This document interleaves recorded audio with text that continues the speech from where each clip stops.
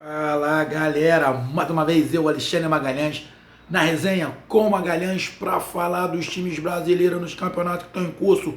E galera, vamos rapidamente, sem enrolação, sem lero, falar da final do Gauchão 2019. Final do Gauchão.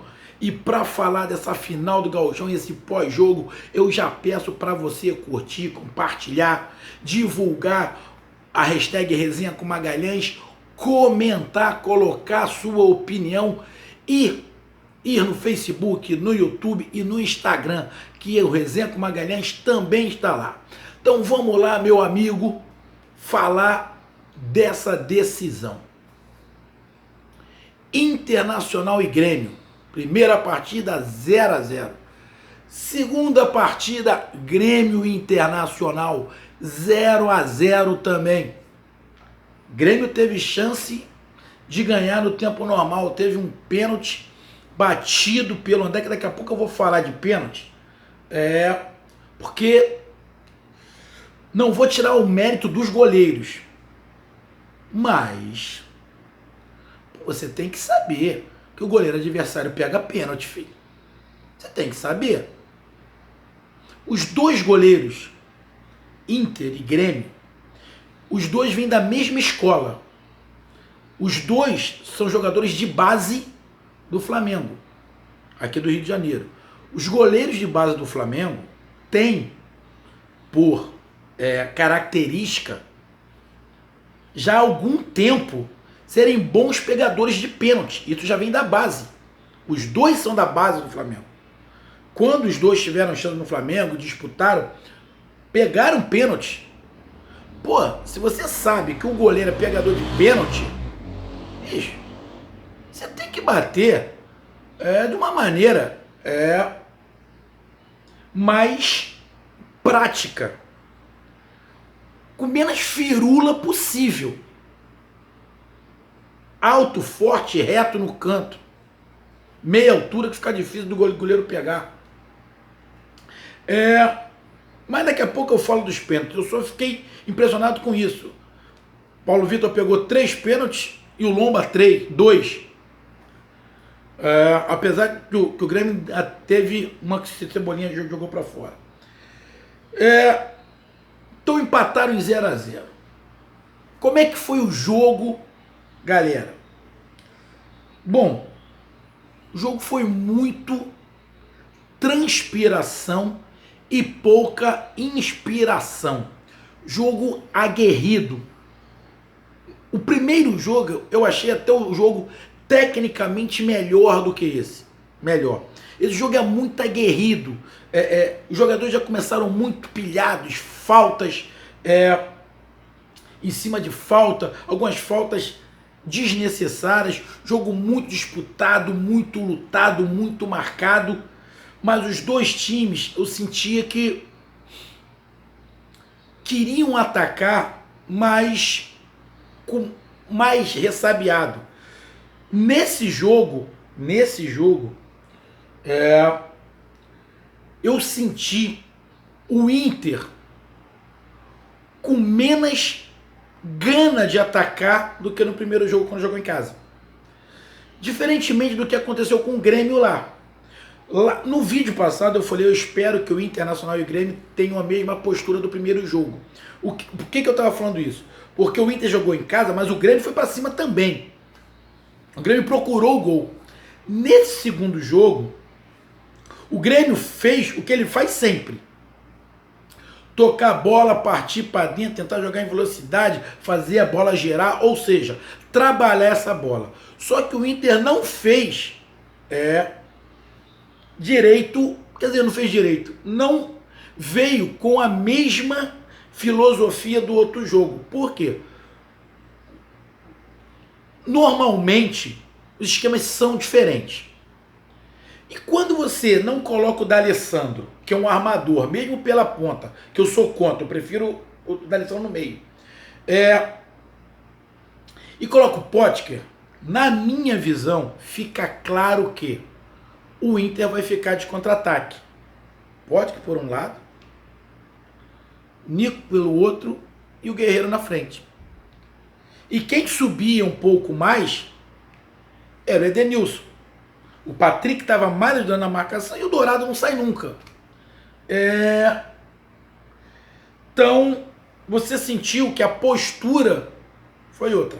Aí, eu venho falar de novo. É característica do treinador. Do treinador.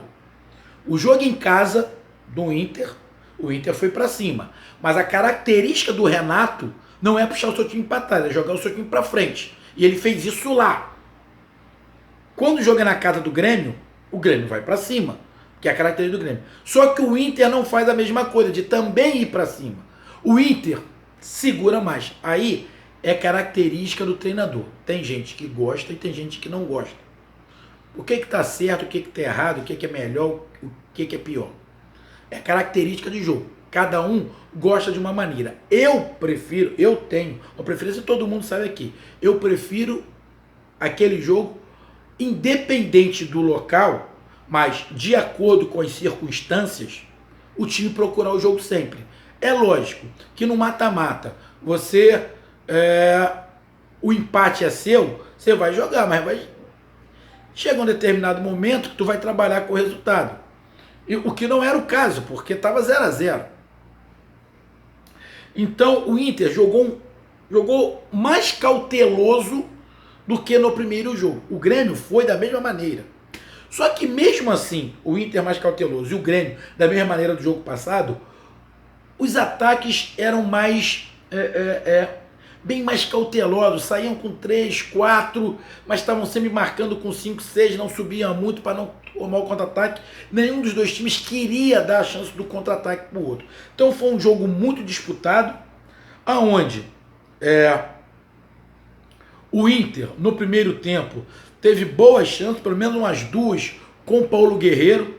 O Inter saía rápido, conseguia transportar, ultrapassar essa linha de marcação do Grêmio e conseguia chegar dentro da área e conseguiu boas oportunidades, pelo menos umas duas aqui que eu lembro, com o Guerreiro. O Nico Lopes tentava se movimentar, o Potker estava, na verdade, mais marcando do que atacando, ele estava mais na preocupação de marcar o Cortez e o Cebolinha do que atacar. Então, fica nulo o ataque do Inter pelo lado direito. É uma característica do treinador. Ele bota o atacante para marcar o lateral. Diferente do que o Renato faz.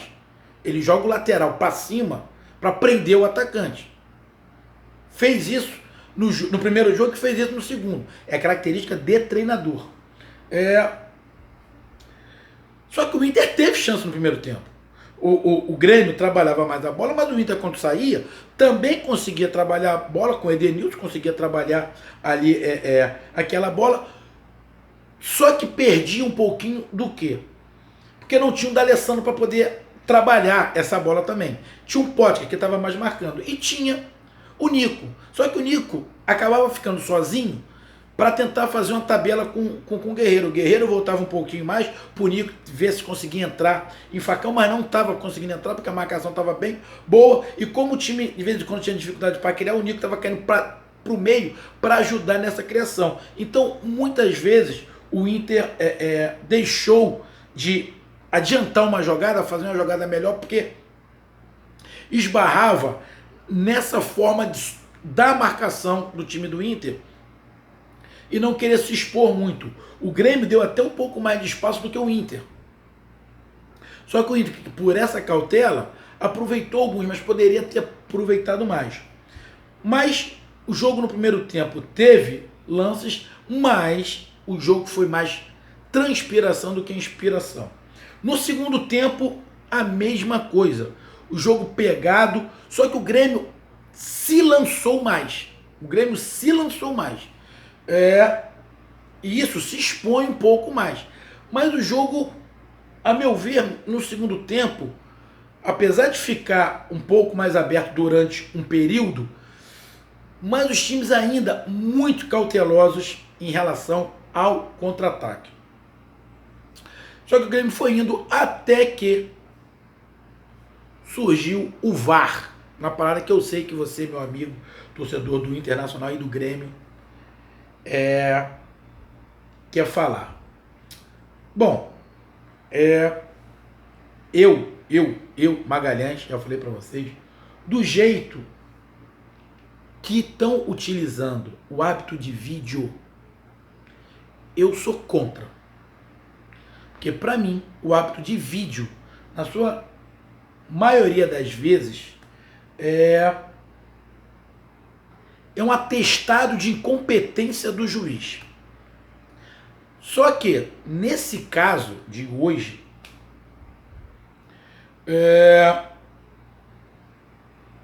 o VAR até entrou legal no caso do pênalti, que, a meu ver, é um critério de interpretação. O jogador do Internacional puxou a bermuda do Cortez? Puxou. Mas até onde esse puxão jogaria o Cortez no solo para o juiz marcar o pênalti? De princípio, parece que ele não marcou. E depois ele foi e marcou. Então, é um critério de interpretação. Você vai me perguntar, Magalhães, você daria o pênalti? Cara, é complicado. Porque na hora do lance ali da interpretação, você está em movimento. No replay, você está vendo, ficou claro que ele segurou o short. O meu questionamento é se segurar daquela maneira fez ele cair. Aí eu ia analisar pelo outro lado. O jogador do Inter assumiu o risco quando segura no short. Ele assume esse risco. E pelo fato dele ter assumido esse risco, que eu vejo que é um critério de interpretação. Talvez por isso o juiz tenha dado o pênalti. Eu, na minha visão, não vi aquela puxada com força para o Cortez cair. Só que o jogador do Inter, como eu falei, assumiu o risco. Então, o juiz resolveu dar o pênalti. Também não está errado. Se ele também não desse, também não estava errado. Interpretação, cara. Pô, Magalhães, então os dois lá... Cara, a interpretação do juiz, aí você não pode julgar. Agora teve outras coisas que ficaram... mesmo lance que o juiz deu cartão amarelo para um, não deu para outro. Exemplo, logo no início do jogo ele deu um cartão amarelo para o Kahneman, porque subiu junto com o Guerreiro, ele deixou o braço. Só que teve um lance dentro da área que o Guerreiro também subiu com o Kahneman, deixou o braço, ele não marcou nada. Quer dizer, ele marcou a falta, né? Do Kahneman, do Guerreiro em cima do Kahneman, só que o Guerreiro foi com o cotovelo, foi com o braço também, o corpo do Kahneman, ele também não marcou nada. Pode ser porque o Guerreiro já tinha amarelo, não sei, mas se marca para um, marca para outro. Mas o juiz em si não atrapalhou muito. Então o Grêmio perdeu o pênalti, o André foi bater.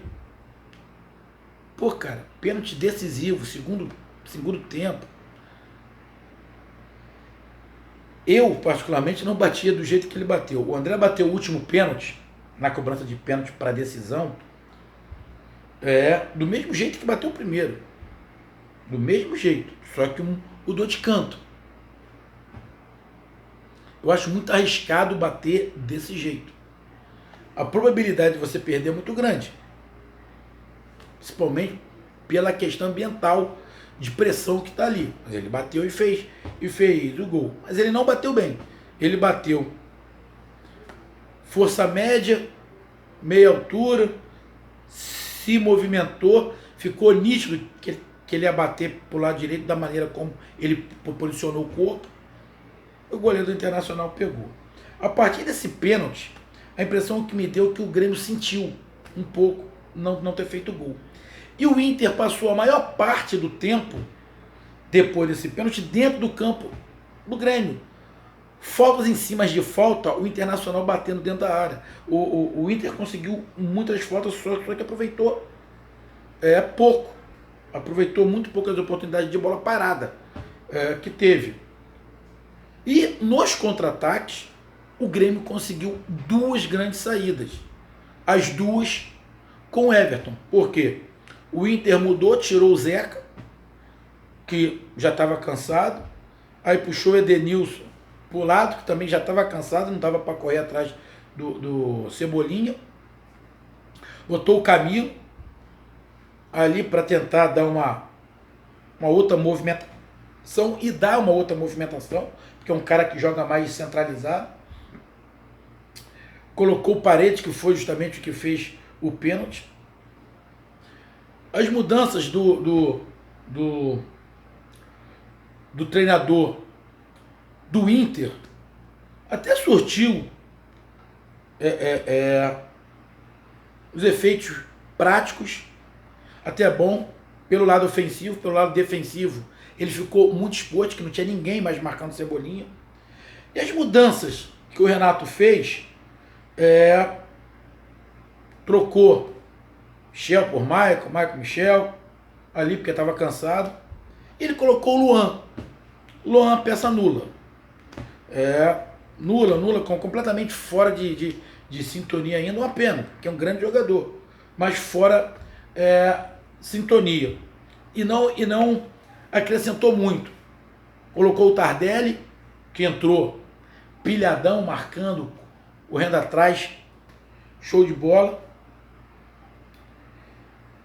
E foi para os pênaltis.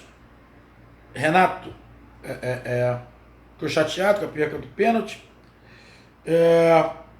O Grêmio teve 2 oportunidades com o Cebolinha, uma bateu na trave. Outra ele partiu para dentro, conseguiu driblar, conseguiu chutar, passou rente à trave. Poderia ter ganho no tempo normal, mas o gol não saiu. Aí vai para os pênaltis. Então, no tempo normal, 0-0. 0-0 no primeiro jogo, 0-0 no segundo tempo. Muito disso por causa dos goleiros. Bato palma para os 2 goleiros. Lomba e Paulo Vitor, os 2 foram muito bem no primeiro jogo. E de novo, muito bem. O que eu não gostei, principalmente nesse segundo jogo, era muita reclamação. Eu sei que o jogo do Sul é um jogo pesado, marcado, catimbado, mas é muita reclamação, reclama de tudo, pressiona. Tem que se jogar mais bola, A gente queria ver mais jogo, mas a gente sabe que é final, e final é diferente, então eu nem vou ser muito crítico. Uma crítica mais pesada em relação a isso, que a gente sabe que é outra história, não tem nada a ver com o campeonato, é uma coisa à parte, uma coisa única, final, principalmente num Grenal. Mas poderia ter um pouquinho mais de futebol. Mas os 2 times, guerreiros os dois goleiros saindo muito bem, cada um dentro das suas características. Só que eu senti o time do Internacional mais cansado. E o time do Grêmio, psicologicamente, um pouco mais abalado para ir pro pênalti. Eu senti que no final o pênalti estava sendo... O Inter estava vendo o pênalti como uma vantagem, pelo fato do Lomba já ter pego um pênalti. Então, psicologicamente, o Inter chegou nessa fase do pênalti, na minha visão, moralmente melhor. E o Grêmio, por ter perdido o pênalti, por 2 chances do Cebolinha, parece que o pênalti vai aquela história, caramba, tivemos uma chance de matar e não matamos, agora vamos para os pênaltis. Então vai psicologicamente um pouco mais abalado. E vai para os pênaltis. Primeiro pênalti do Internacional, Camilo vai bater. Foi aí que o Camilo levanta a moral do Grêmio de novo. Quando o primeiro pênalti ele bate e perde. Cara, tem que se estudar o goleiro. Passou na filmagem que o goleiro do Grêmio estava com o papel na mão, com o nome do jogador do Internacional e aonde eles batiam. Tem que se fazer esse trabalho. Pô, mas não pode esquecer. Se você sabe que o goleiro pega, cara, você tem que bater de uma maneira mais... Como é que eu vou falar? Não de uma maneira mais técnica, a palavra não é essa, a palavra não é técnica, de uma maneira mais segura, do modo mais seguro. Um modo mais seguro forte, tirando do goleiro para um dos dois cantos, e da metade da trave para cima. Da metade da trave para cima. Fica muito difícil do goleiro pegar. E alguns bateram, eu não vou falar aqui com displicência, mas bateram como se fosse um jogo normal. Um jogo de final de campeonato, você não tem que bater assim. Você tem que ir no modo seguro. Minha visão, ir no modo seguro. Vai sempre dar certo? Não. Mas Magalhães, o cara tem que bater do jeito que ele sempre bate. Cara, mais ou menos, porque a final é diferente, filho. Final é diferente. A final a pressão é em cima do batedor, não é em cima do goleiro. Se o goleiro pegar, ele vai ser sempre herói. E num jogo aonde 5 batem de um lado, 5 batem do outro. De um lado o goleiro pega 3. Do outro lado, o goleiro pega 1, o outro isola. De 5 pênaltis, o goleiro pegar 3. Cara, vamos lá. Não estou tirando o mérito do goleiro, do Grêmio. Pô, mas os jogadores do Internacional poderiam ter dado uma caprichadinha a mais. Na boa. Poderia dar uma caprichada a mais. Alguns pênaltis do Grêmio também, o Lomba quase que pega. Teve uns 2 que ele quase que pega. Ele foi na bola, chegou acho que até encostar na bola. Também não bateram bem, só que entrou. Aí tem aquela questão eu falo, sorte faz parte do futebol. Competência, tudo faz parte. Mas a sorte, uma pitadinha de sorte também faz parte. E nos pênaltis, o Grêmio sagrou-se campeão. Então, parabéns ao Grêmio. Parabéns à torcida tricolor gaúcha. Mais um título para conta, mais um título para o Renato Gaúcho. O Internacional não tem que abaixar a cabeça. Pênalti é competência, psicológico, e para mim de 5 pênaltis perder 3, faltou competência aos jogadores do Inter. Aí essa competência vem de cansaço físico, psicológico, entra um monte de ingrediente. Também a gente não pode crucificar o jogador. Podemos crucificar o jogador do Inter. Foi falta de competência? Foi, mas não pode crucificar. Aquela hora ali, só você, o goleiro e a bola, não é para qualquer um. Pra gente que tá de fora, pra torcida, mas não é para qualquer um. Já joguei um pouco, para quem não sabe, eu já joguei em divisões de base, não cheguei a ser profissional por outras questões, mas joguei sempre em divisão de base, Campeonato Carioca, e a gente sabe como é que é a vida dentro do clube, a gente sabe como é que é na hora de um pênalti. É um peso.